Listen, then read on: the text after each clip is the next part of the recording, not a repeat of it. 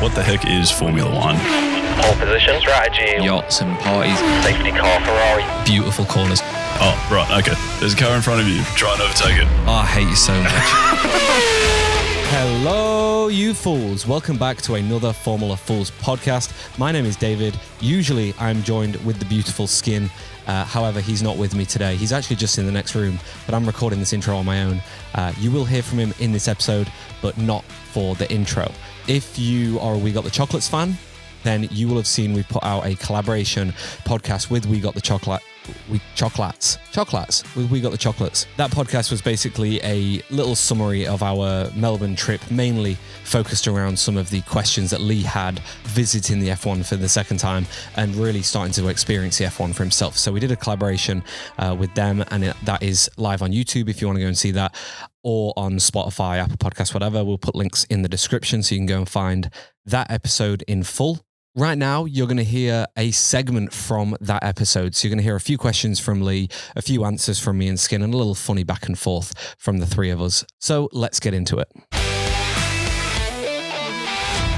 You just speak in very absolute statements. Yep. And so all of my knowledge of this season leading up to us going down to Melbourne for the first race of the 2026 season was that the new regulations would just suit Aston Martin and Williams beyond a shadow of a doubt. Yeah, Williams are winning the championship. Yes. You can back me up there, Skid. Dave was literally saying that. 2026 World Championship, Yep. Williams, no-brainer. That's what we've been saying. To the point where like last year it was like, oh yeah, but we're not worrying about this year. Yeah, we'll the throw it away. 2025 season. Yeah. We're not worried about that. We're just Yeah. focusing on 2026. Yeah. But I only said that when we had a poor race this year. when we were getting podiums, I was like, fuck, we're amazing. Okay. So what I would love to know, Disc, is where did you get it so wrong?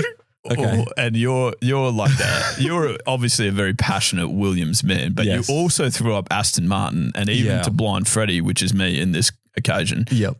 You could tell that Aston Martin was absolutely not good on the first weekend of Potentially racing. worse on ground Yeah, this season so far. It actually doesn't get much worse. Like you had to teach us about like some 7% rule thing or something that's like never ever been heard of because most of the cars are usually just like semi-good. Yeah. yeah. And Aston Martin almost fell short of the 107 rule. Yeah. So where did I go wrong? Well, Williams did this thing where they made their car really heavy, which wasn't ideal. And obviously heavier cars mean you're going to go slower. So that kind of screwed me before the season got started because I was very much listening to our team principal, James Vowles, say 26, 27 is where we're going to start winning. And I don't think we will. No, it doesn't look like it. It blows my mind that they can be like so focused on 2026. That's the year we're going to make it right, and you didn't like check the weight of the car. Like, Yeah. Or get your crash structure ready for the preseason testing. Like we forgot to do that as well, which added more weight because we had to reinforce the front of the car. Can't happen.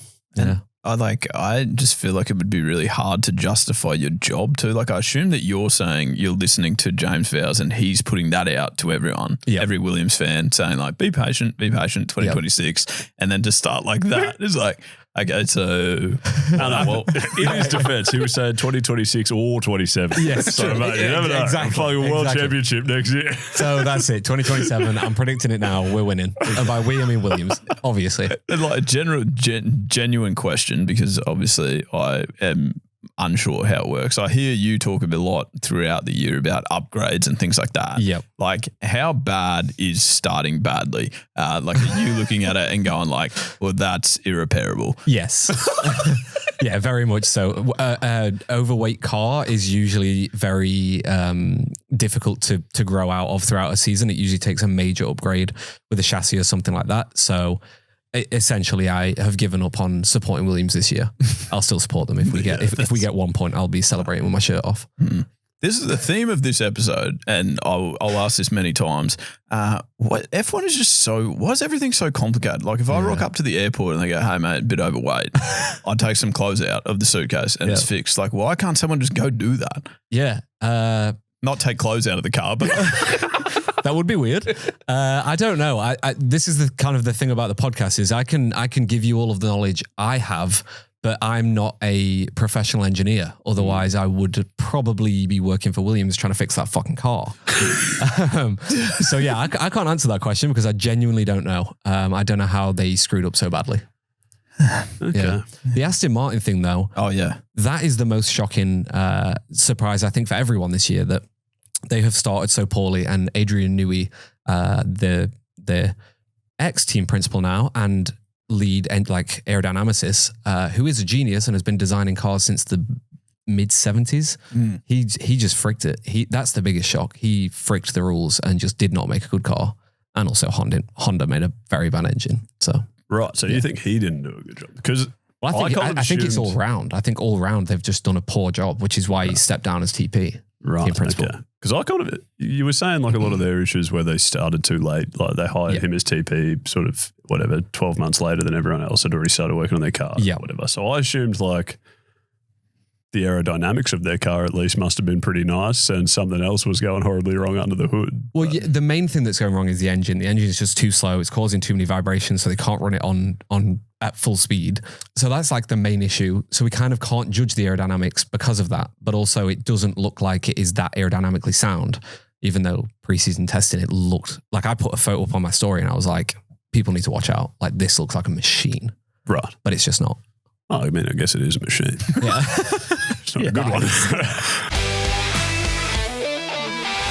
I hope you enjoyed that little segment there with Lee and Skin. It was a lot of fun to shoot. The next part of this podcast is going to be a look at the 2025 regulations.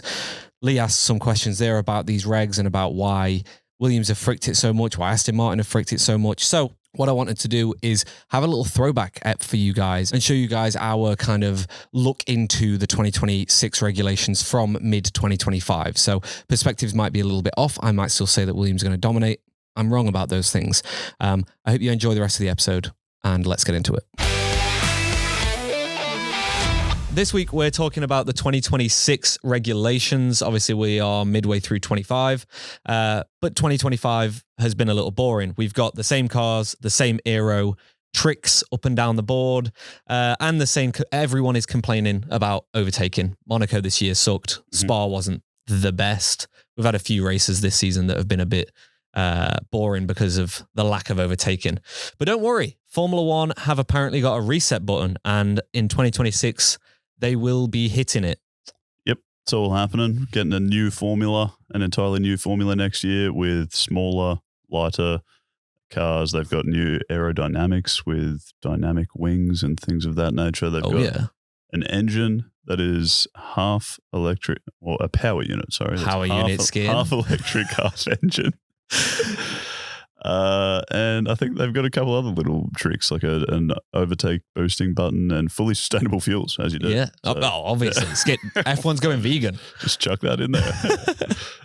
It's not just a rule tweak, though. It is going to be the biggest shakeup that we've had in Formula One since the turbo hybrid era, which is what we're in now, which started in 2014. So it's been 11 years of this power unit regulation, which is why it's going to be a very big deal. And it's why a lot of people are getting excited for next year and already writing off this year. Sorry if you're a McLaren, Oscar, or Lando fan, but this year's been boring and will continue to be boring. I think we said it at the beginning of the season, it wasn't going to be as interesting as last year. Yeah. Well, it should be an interesting battle to see which McLaren driver wins at least. Yeah, it's going to be Oscar. Okay. I could eat my words there big time. I'm not biased at all. I definitely don't have an Oscar Piastri phone case. Anyways, so I was going to ask, my first question about this whole new 2026 regulations thing is, I assume they change the regulations all the time, or is it? No? First one in 11 years. Like, okay. So, yeah, it seems like engine. Yeah, well, that's what I mean. It seems like, is this just a particularly big shakeup, or is it genuinely the first time anything's changed in 11 years? It's on the power unit side of things, we've had very minor changes to fuel flow, airflow, like these little things, like very small changes, very small things on the MGUK and things like that over the last 11 years. But nothing as great as this since the turbo hybrid era. So before turbo hybrid, we've got a 1.6 V6 engine in them right now. Before that, we had, I think it was a 2-point-something V8 engine. So the engines were the actual engine without the electrical systems was a lot bigger than what we've got now. And then before that, we were V10s and then we were V12s. That's taking you back to like late 80s, early 90s.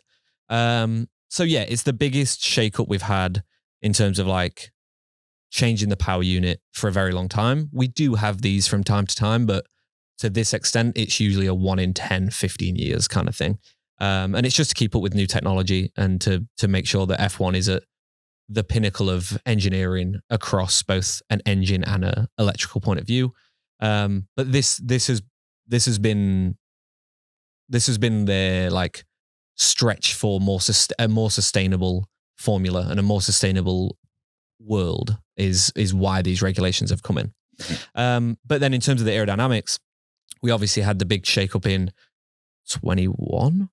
I always get this confused because it was supposed to come either 20 or 21, and then COVID hit, so then they pushed it back a year. So I can't remember if it was 21 or maybe even 22. I can't remember. So this is the biggest aero shakeup since then, which obviously isn't a long time, but I think they realized fairly quickly with these cars that the ground effect aerodynamics and the stripped back aerodynamics that they announced for this era didn't work. Like within the first season with the porpoising and everything like that they had. If you watch Drive to Survive, you'll see Lewis complain about it quite a lot. Mercedes sucked with their porpoising. It was obviously, we obviously needed a dramatic change with the regulations, and that's what they've done. So it's the biggest overall change that we've had, as in aerodynamically and engine all at once for a very, very long time. Okay. Exciting stuff. Yes, it is. Shall we start talking about some of these changes? Yes. We've listed 8 things out. Skin's going to get us started. Sorry, Skin. Probably cut that bit, this. That's quite all right. Yeah, so I think first and foremost, I said at the start, they're looking at smaller, lighter cars. I guess one big complaint with Formula One at the moment is how hard it is to overtake. It seems like whoever sort of starts in front ends up winning. Yeah. And that's largely because the cars have gotten bigger and bigger for years, right? I think for the last however many years, they just keep getting larger and heavier. And for the first time in a long time, they're heading back the other direction. Yeah. Which is cool. Yeah. So they are cutting the wheelbase. So the distance between the front and back wheels, which I assume will impact the entire length of the car by 20 centimeters. Yep. Down to 3.4, where I think the 3.4 meters is the wheelbase. I think the current entire length of the car is 5.6 meters. Something like that, yeah. Yeah, they're big suckers. Yeah. Skin. Sorry, disc. And then, so that's the length. And then they're also cutting the width of the car by 10 centimeters to 1.9 meters. That, well, I don't know if that exactly, but somewhere in amongst all of that, they're also shaving weight off. I think the cars will end up being a total of about 30 kilograms lighter. Yep. So that all has some impact on like things like downforce and drag and stuff, which I think you'll elaborate on a bit later. Yep. But one question I wanted to ask is, in amongst all of that, they're also cutting the floor width by 15 centimeters as well as the entire width. Do you have any idea why they would do that? Just like I said a minute ago, the aerodynamics that we have at the moment with the ground effect, it's all dominated by the width of the floor, and the length of the floor. So the wider your floor, the more of a suction to the ground you're going to get, like you're going to create. So I think they're just shortening that to kind of just limit the teams on what they can do underneath the car and with the floor. I think when you look at the modern floors in comparison to what we had like 5 years ago, 6 years ago, the way that they stick out so much is huge. And then you take that back another 20 years, the floors used to be pretty much flush with the side pods, right? And they used to hug the car around like that. But now you kind of have the side pods hit this thing and then it just fucking sticks out and it's got all these little winglets and everything. So they're just trying to limit what teams can do there, so that there's not as much dirty air flying off the back, and teams aren't like gaining so much on the using the floor element. Okay. So it's a very basic thing that they're doing, and teams will exploit it still, and we'll, in 2 years' time we'll be talking about this fucking floor needs to be smaller or something like that. But I think certainly with all of the dramatic changes, I think it's going to be something that teams will either get right or they'll get wrong. So it's going to be something to look out for. And I think pre-season next year, we'll see a lot of chatter about what people do with their floors, just like we will with the length and the wheelbase and things like that. We're going to see a lot of talk of what this team did or what that team did, or, the interesting things in between. Like all of these points that you've just listed there are it's going to be huge preseason. So if you've never watched preseason before, definitely watch it next year because there's going to be a lot of interesting engineering chat. If you don't care about that, fine. Okay, exciting stuff. And yeah, so I guess the whole idea with making the cars smaller and lighter is just giving them more opportunity to get alongside each other and race. Yeah, 100%. Around tighter corners and things like that, as opposed to sort of just sitting in single file the whole time. Yeah, that's the aim. The width only being 10 centimeters shorter isn't the greatest, shorter, narrower, less wide, whatever, isn't the greatest change. I would have loved to see that go to like a 20 or 30 centimeters shorter. But, you know, there's a lot of other things at play with the battery and the safety around the cockpit and things like that, which I think we'll talk about a bit later as well. So, you know, I think if we're going to get to smaller cars again, it's going to be a slower progression, hopefully. But it's a step in the right direction. I feel like they could have done more. They could have gone more radical, but with the width, but they haven't, which sucks. Something on the weight, which I will talk about a little bit later with the fuel stuff. Not only are the cars going to be 30 kilograms lighter because of the width and the length being shortened, the fuel that they're allowed in the car is somewhere around 30 kilograms less than what they're currently allowed. So that means that the cars are going to be starting 60 kilograms lighter overall than what they are now, which is a very huge thing for the drivers. It'll mean it's less like physical on them, so then they can attack harder. So that's something I think which is really important. Yeah, to note the cars are going to be a lot more nimble.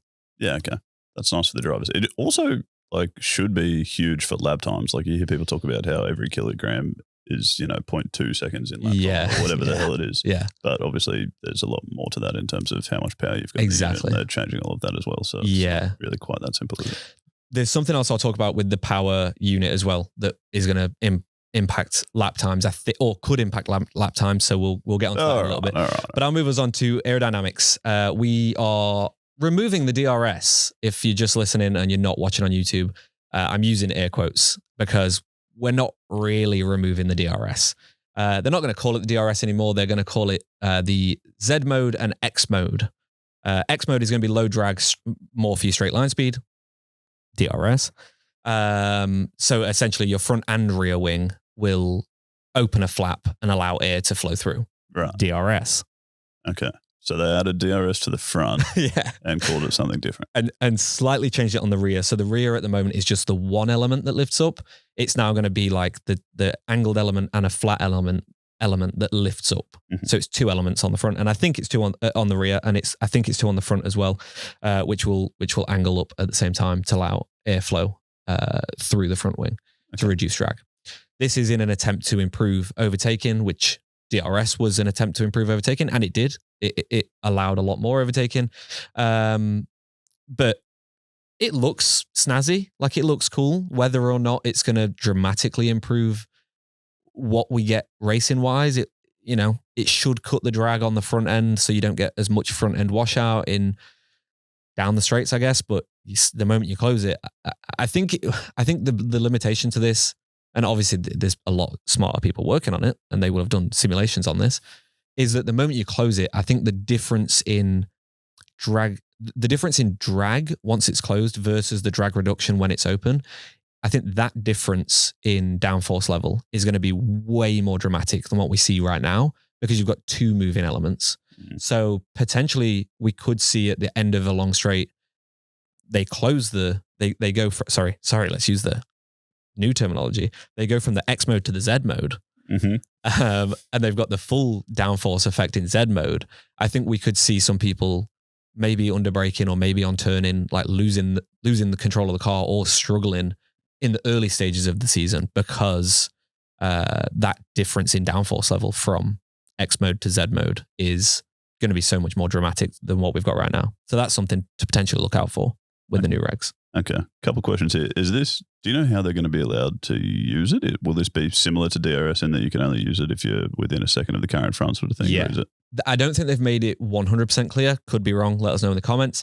But yeah, you're allowed to use it for overtaking so long as you're close enough to the car ahead is what I read. So I'm going to assume it will be a 1 second. You've got to be within that 1 second, just like with the DRS now. And for qualifying, I'm going to assume that you can just use it like to get the fastest time. So during what would it be? X mode zone instead of a DRS zone, you can just open them and use them as much as possible. Okay. Second question. Do you have any idea why they're called X mode and Z mode? I've been trying to work this out in my head, like maybe the way the wings open makes it look like an X or something, but I'm really not seeing it.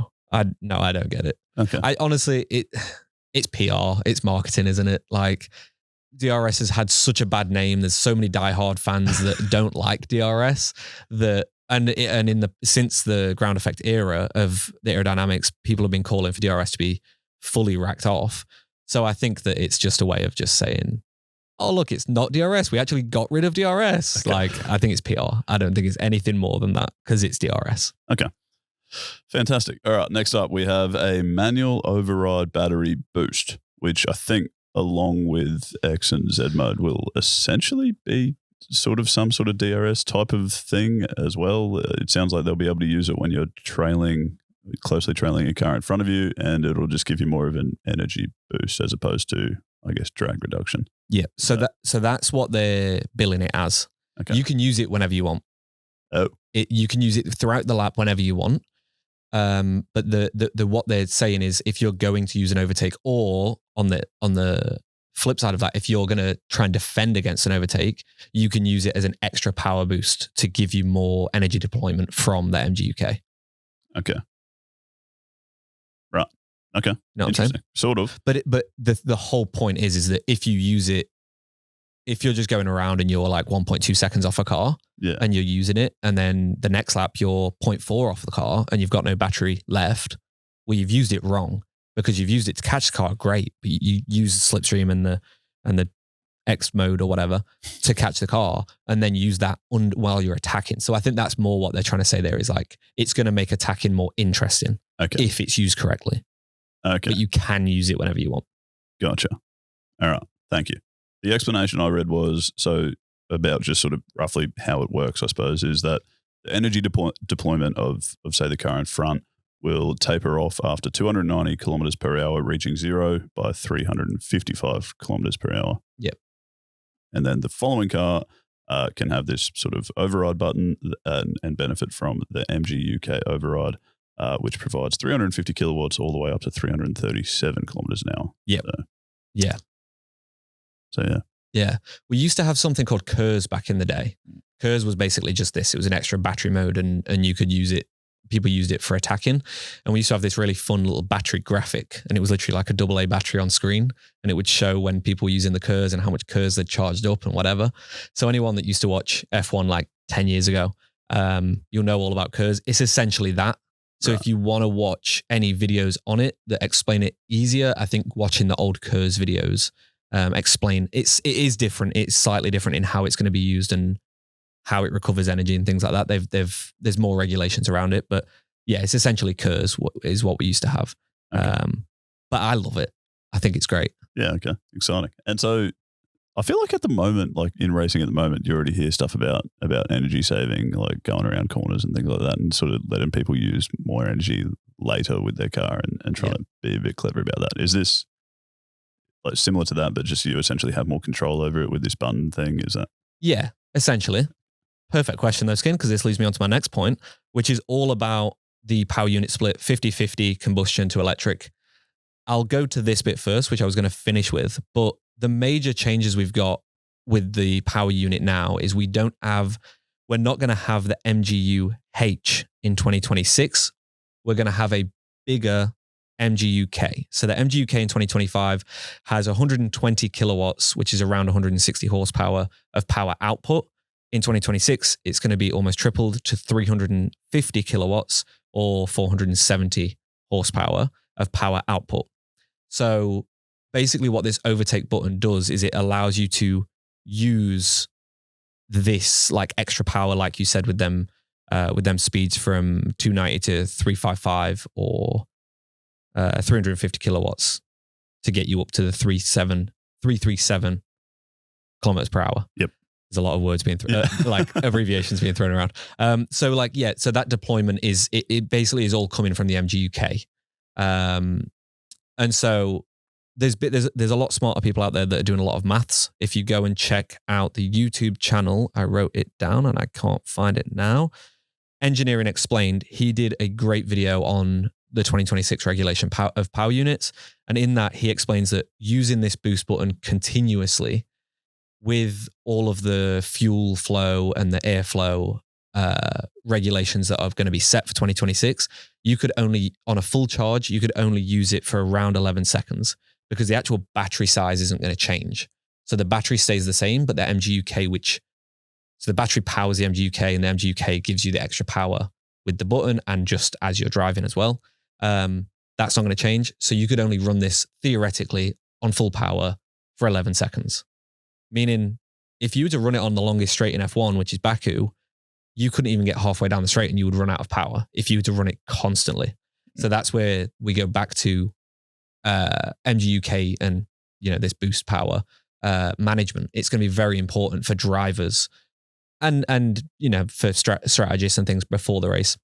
But it's going to be very important for them to plan out when they're going to use it and to use it properly. And if they make mistakes and use it incorrectly, then they could have no power whatsoever, and then they've got to recharge the battery over the next lap, 2 laps. And the recharging will change as well. So the energy recovery at the moment, I can't remember what the numbers are that it's sitting at, but for next season with the new engines, it's going to be able to charge around 5 times faster. So, when you see them lifting and coasting into corners and you see the light flashing in the dry, that means that they're harvesting energy and they're recovering energy back into the battery so they can deploy it again. Next year, it will be 5 times faster. So we should see them be able to recharge a battery within a lap, maybe lap and a half, which is also very important for qualifying. Because you know how we see them they'll go out, do a slow lap, then a fast lap, and then they might need to do 1 or 2 slow laps to recharge the battery. Yeah, okay. Same thing, but they should be able to recharge that even faster now. Oh, cool. So yeah, but the whole thing with what you hear now versus what you're going to hear next year. Yes, we have it now, but it's because it's only at that 120 kilowatts, 160 horsepower. When you hit the throttle and you get to the point where the MGUK kicks in and helps power the car, you're only getting an extra 160 horsepower. Next year, you're going to get an extra 470 horsepower. So that is where the dramatic difference is. And that's where it's closer to the combustion engine as well. See what I'm saying? I do. Go scan. But yeah, like I've already said, the combustion engine is still going to be a 1.6 turbo V6. Because of all of these changes with the MGUH being eliminated, the MGUH is basically like when you hit the throttle, the engine powers up, the MGUK kicks in and gives you the extra booster power. The MGUH manages that power output from the MGUK so that there is no what we call turbo lag in cars. If you've ever driven like an old Ute or an old vehicle that's got a turbo in, you will hit the throttle and you'll hear the and then you'll feel when the turbo then winds up and kicks in, and then you'll get like that push forward and that boost from the turbo.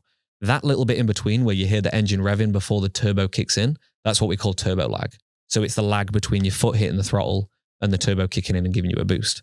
We used to have it a lot back in the 80s and 90s because we had fucking big engines with very fucking big turbos and nothing to manage or nothing to wind up the turbo or anything like that, which is basically what the MGUH was doing. With that eliminated, people are speculating that we could introduce a turbo lag within the power unit. But a lot of people are saying with this bigger MGUK, the chances are a lot smaller. So something to look out for, but I think they're smart enough they're eliminating the part for a reason. And okay. I think they've got systems in place or software in place to be able to manage that turbo lag. Okay.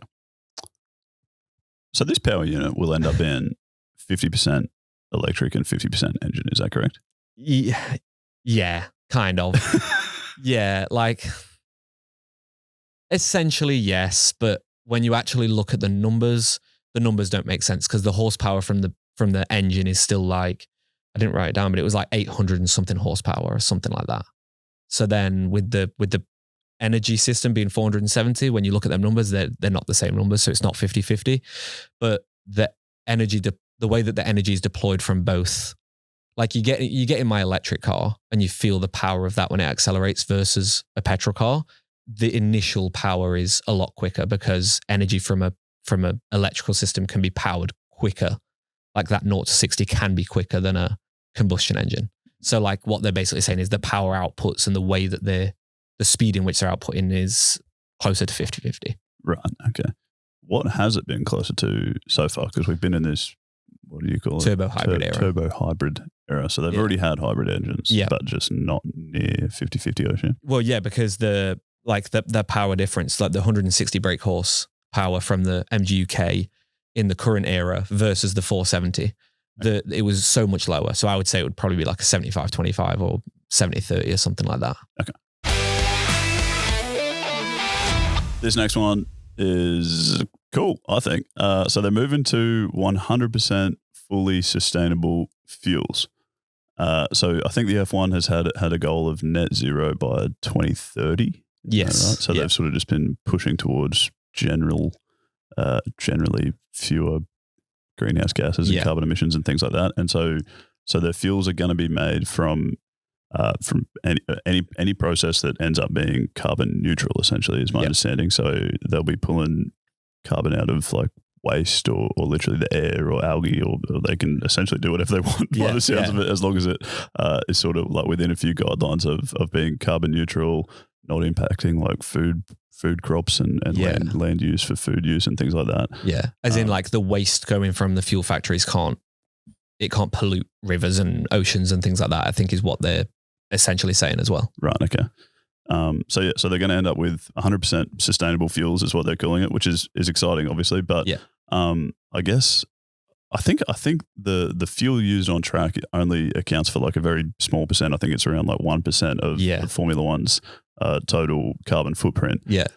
So, but the really sort of mind blowing thing is the fuels that they're making that have to be what they're calling drop-in fuels. Mm-hmm. So they'll be able to just mix in with other fuels like in everyday cars, which is I guess kind of makes sense. Like Formula One has this history of innovating on technology that ends up having a massive impact in the rest of the world. I think like seat belts and that the hybrid engine, I'm pretty sure things like that have all sort of started in F1, and this just sort of seems like it'll be the next thing, I guess. So they're just going to have this fully sustainable fuel that you can just pump in your car as of like presumably next year. Maybe it'll take a little bit longer to get sort of rolled out in a big way, I suppose. But you'll just be able to fill up your car with fully sustainable fuel, which is it's very exciting. Yeah, which is crazy. So I think I guess I presume the play there is less about their like 1% of their carbon footprint and more about getting, I think it's like 1.2 billion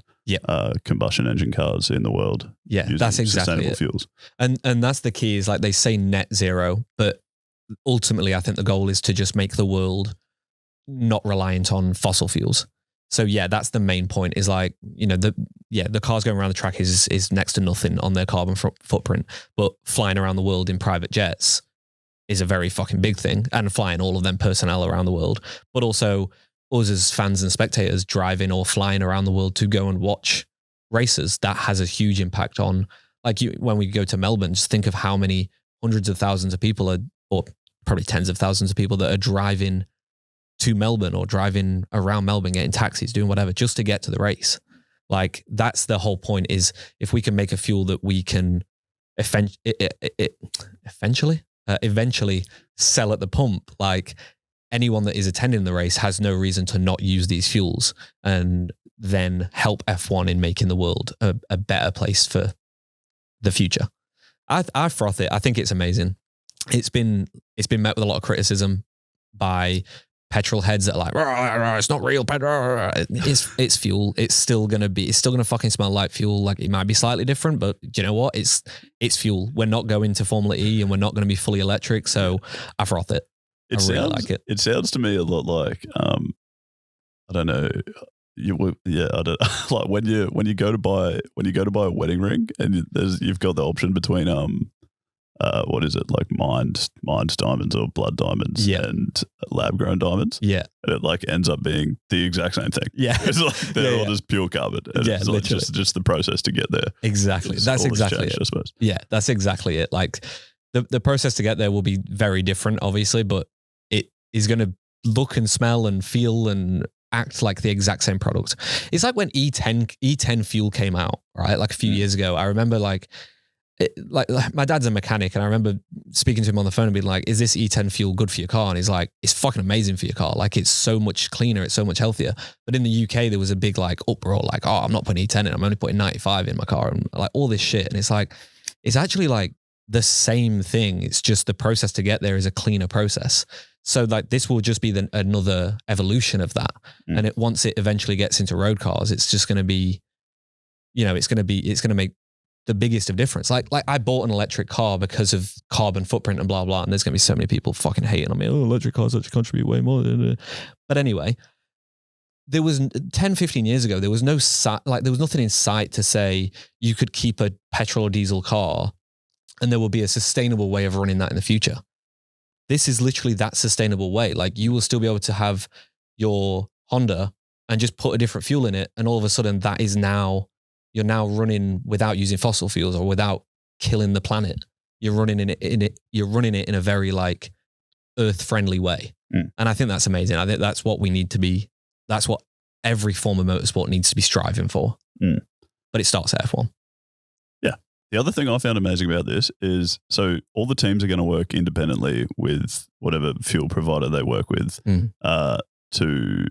to get their fully sustainable carbon fuel and work out what process they want to do, whether it's pulling carbon out of the air or out of waste or whatever. Yeah. Which I just found crazy. So the FIA is essentially just like, just set this rule, this guideline. It's like, by 2026, you have to be 100% sustainable fuel. Yeah. Go work it out yourselves. Yeah.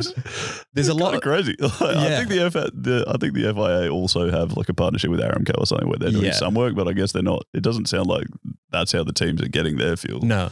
So, I think the work that FIA do is a lot more just like, is this realistic? And then when Aramco are like, yep, this is realistic, it's like, right, go fucking do it. Yeah. But you always see like Petronas and Shell doing like things where they're like, oh, we like it when things like this happen because it challenges us. And like Petronas's headquarters in wherever it is, Malaysia or wherever that big fucking cool looking building is. It's like whenever Mercedes do like a big tour of the factory, it's just fucking engineering nerds that just love a challenge like this. So I think for them, it's just like they want that challenge. So for the FIA, it's kind of like, oh, well, we'll set you a fucking almost impossible goal and you just go figure it out if you want to. Like they don't need to do the work because the nerds at Petronas and Shell and Mobil and whatever, like they just want the challenge of creating something cool. Yeah. So yeah. And I guess it'll also mean that like each team will have a slightly different process and you'll sort of get that elimination process of working out what's the best way to do it, I guess. Yeah. The fuel flow and the fuel like oxygen levels and things like that are way tighter this year for next year than what they are at the moment. So like, yeah, in theory, we could see some different things, but then the way that the cars or the way the engine, like the combustion engine of the V6 is going to use the fuel is heavily regulated. So effectively, they'll all be the same. Like there'll be different processes and things, but the way that the cars use them is super, super tight. Again, go and watch that Engineering Explained. He talks a lot about the fuels that is going to be in the cars and explains that in a lot more depth. That is way out of my. I'm out of depth talking about it. So yeah, let's move on to my next one. 30% less downforce and 55% less drag. We already spoke about it a little bit at the top with the cars being shorter, narrower, and the floors being narrower as well. So we've had the aero regulations are going to be slashed. They're going to slash the downforce by around 30%. So we're just going to see cleaner front wings, less winglets on the sides and on the floor towards the rear of the car. And then again on the rear wing as well, you see all them like little slits and curves and things. They're reducing that. So again, just tighter regulations. And drag is going to be reduced by 55% for more efficiency, which kind of then contradicts what I said with the Z mode and the difference in the downforce level once you go from X to Z mode. Because they are reducing the drag overall on the car, that should change that difference. But the reason I still said it is these aerodynamic regulations we're in right now were supposed to reduce the drag by this much, and like we're supposed to reduce the downforce by all this huge percentage. and it didn't happen. The team still found ways of getting around it and creating dirty air out the back. Like the whole thing for the current regs was, we're going to have no dirty air. You're going to be able to follow within a second all the time, forever, and still be fast and da-da-da. Cut to this year, you can't fucking follow within 1.5 seconds again, which was the same as 6 years ago, which was the same as 10 years. Like it's an ever-telling story that engineers find a way to fuck up the car behind you. Like that's their job. Right. Or engineers, aerodynamicists. So yes, these numbers look great on paper, but again, let's cut to 2 years' time where Adrian Newey's figured out how to fuck everyone else on the field, and Aston Martin are dominating. Okay. Yeah. So you say these numbers look great. I get reducing drag by 50% looks great, right? Because if you're driving behind a car in a straight line, that means you should be going faster. Mm-hmm. Wonderful. Why would you want to reduce downforce by 30%? Surely that's just going to make cornering slower, which is what's cool about F1. Because you can't reduce drag without reducing downforce, right? Like drag is caused if there's a part, like on a rear wing, if there's a part facing upwards like this, the air hits it, that is drag. Right. It is also downforce because the air is hitting it and pushing the car downwards. Sure. So they come hand in hand. So if you're going to reduce drag by this much, downforce inherently is going to come down as well. So they go in partnership like that. The cars we have at the moment have ridiculous amounts of downforce. And I think the era of F1 that people kind of want to get back to, we had a lot more stripped back, way less drag, way less downforce, and more power. So I think when we look at the more power coming from the MGUK, the combustion engine stayed the same. Or, well, with the fuel regulations, the combustion engine actually has less horsepower. But again, that's a deeper engineering thing that I'm not really qualified to talk about. But yeah, like, you know, with the power output coming from the MGUK being a lot higher, it looks like they're trying to go in that direction of more power output and slightly less downforce, which is, I think, going to be the golden, the sweet spot with F1 if we can get there. This won't be it. This will just be the first iteration of it, but it's a step in the right direction. Okay. Cool. And then, so my sort of last point to talk about was safety. Obviously, 2026 regulations, they've included some stuff to hopefully improve safety a little bit. Yeah. I feel like the sport's already pretty safe. So there's only really tiny bits to talk about here. The FIA have revised the front impact structure rules, introducing a 2-stage nose design to mitigate the risk of detachment in initial impacts. So, I assume if the front of your car is getting hit, that means you've run up the back of someone, but or something like that. And so at the moment, they cited a few examples of essentially the whole nose detaching. Yeah. I'm assuming, and obviously if that goes flying around the open cockpit, that could be dangerous. But yeah, exactly. Do you know of particular crashes where that's happened? I can't really remember seeing just the whole front of the car fall off. There's been a few. Reminded me of that boat. Have you seen that video of the boat? Reporters like, well, what you don't want with the boat is the whole front fall off. Yeah, that's not supposed to happen. So there's been a few. I think China, one in Australia. I think maybe with Fernando Alonso, where it's more the front wing, not the nose. Right. Will detach. So the front wing will detach from the nose, and sometimes it can go underneath the tires and like lift the front end of the car or sometimes it can detach and then just fly off and potentially hit someone. It's not really happened, and it's been something that we had it quite a lot a few years ago, like 8 years ago or something. And so since then, it's been something that they've been slowly tweaking and altering to make it better. And that's why we don't really see it much anymore, is because it is a lot better than what it used to be. But it's just another stage on that. And I think with the new front wing design being what it is, there's going to be like a greater contact point from the nose to the front wing. So that's why they're just emphasizing the rule change here and making that contact point a lot stronger as well. Okay. They've also added more stringent rules around side intrusion, protecting the driver and fuel cell area, which is cool. And then I didn't really get this. Lateral safety lights will be fitted to identify the energy recovery system status of a car. So when it's stopped out on track, that will protect drivers and marshals. Yeah. So if a car's stopped on track, recovering energy, how does that? So sometimes how we'll see a driver their car will just fail and they'll pull over at the side of the road and then they'll stand on the car and jump off of it. There's a light right above the driver's head that is green, yellow, or purple.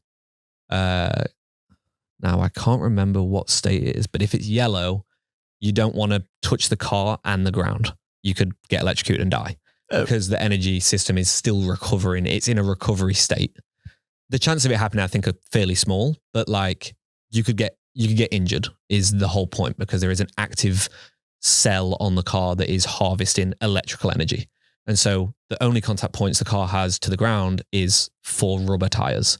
So you're grounded through that. But if you go foot in the cockpit and then foot on the ground, you don't really have big rubber soles on your driving shoes. The chance of a thing is huge. You also see marshals wearing these very thick yellow rubber gloves when recovering a car in this kind of situation. Same reason. It is then so they are grounded. Even when the car is in, I think green or purple is like a good state, they will still use the gloves just in case for safety. Like I said, in the power unit, in the energy recovery system, it's going to be 5 times larger. So that means if that cell is active, then the power coming out of it will be 5 times more. So yeah, we need to make sure that drivers and marshals are going to be safe when exiting or maneuvering a car. So that it's just we're doing this more power. We need to improve the safety here. Sure. It's kind of, that scale kind of effect. And that moves us on to our last point, which is the manufacturer buy-in. So we are going to have 5 power units on the grid next year. I know what a lot of people are thinking. Why is it not 6? Alpine little bitches, and they got rid of their Renault engine and are going to Mercedes next year. Really? Yeah.